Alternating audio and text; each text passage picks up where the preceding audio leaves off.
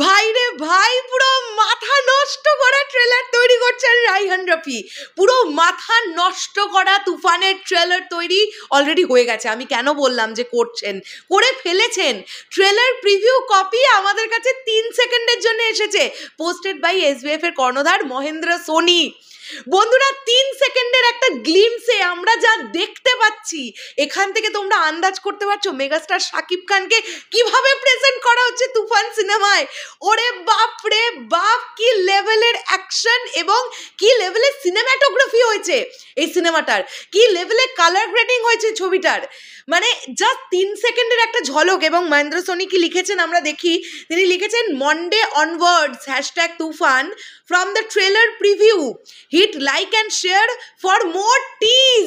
মহেন্দ্র সোনির ফেসবুক পেজে চলে যাও, গিয়ে তোমরা এই যে মানে এই যে 3 সেকেন্ডের গ্লিমসটা উনি শেয়ার করেছেন, ওটাকে লাইক করো আর শেয়ার করো, তাহলে আমরা কিন্তু আরো মোর টিজ পেতে পারি। তাহলে কি আজকেই ট্রেলার চলে আসবে, আজকে নাকি আগামীকাল? বন্ধুরা, মারাত্মক লেভেলের প্রমোশন চলছে তুফানের, আমি এইটুকুনি বলতে পারি। মানে যদি বাংলাদেশ রিলিজের আগের দিনও ট্রেলার আসে, আমি অবাক হব না। বরঞ্চ আমার মনে হয় হতেও পারে মেকার্সরা হয়তো এরকমই প্ল্যান করছেন যে 16ই জুন তারা ট্রেলারটাকে ড্রপ করবেন। এই 2-3টে দিন তারা এই ট্রেলারটা নিয়ে আরো হাইপ তোলার চেষ্টা করছেন।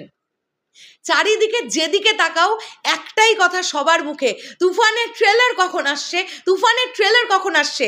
বন্ধুরা, এই যে সকল কুচক্রি মহল বলছিল না তুফানের ট্রেলার রেডি নেই, তোমাদেরকে বলেছিলাম তো তুফানের ট্রেলার রেডি আছে। আর দেখতে পাচ্ছ তো প্রিভিউ চালানো হয়েছে তুফানের ট্রেলারের, সেই গ্লিমস আমাদের সামনে এনেছেন মহেন্দ্র সোনি।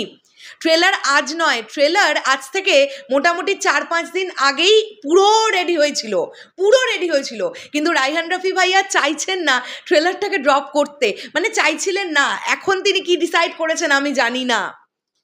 তবে এত পরিমাণ হাইপ আছে তো এই ছবির ট্রেলারটাকে নিয়ে, আমি রাফি ভাইয়ার কাছে একটাই অনুরোধ করব যে যদি আপনি এরকম মনে করে থাকেন যে আপনার ট্রেলার থেকে ছবির গল্পের আঁচ বেরিয়ে যাবে, তাহলে আপনি সেই জায়গাগুলোও কেটে একটা সুন্দর ট্রেলার দিন।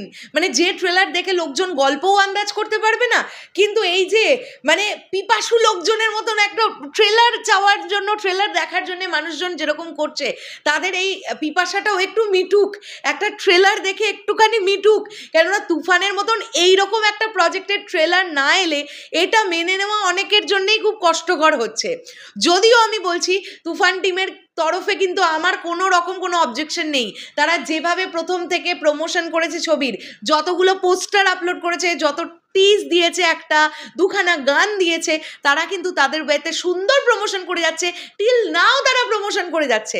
ট্রেলার প্রিভিউ কপি থেকে 3 সেকেন্ডের ভিডিওটা মানে মারাত্মক গুজবাম্পস মোমেন্ট ক্রিয়েট হবে তোমাদের। দেখো মেগাস্টার শাকিব খানকে কিভাবে প্রেজেন্ট করতে চলেছে রায়হান রাফি।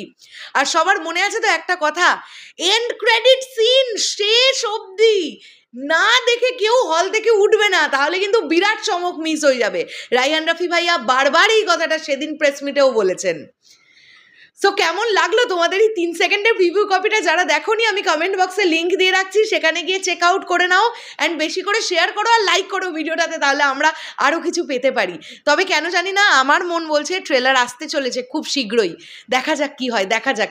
তবে যেটা আসবে না, ট্রেলার যখন দেওয়া হবে না আর মার্কেটে কিছু থাকবে না, মানে সব ঝড়ের গতিতে উড়ে বেরিয়ে যাবে, এটুকু বুঝতে পারছি।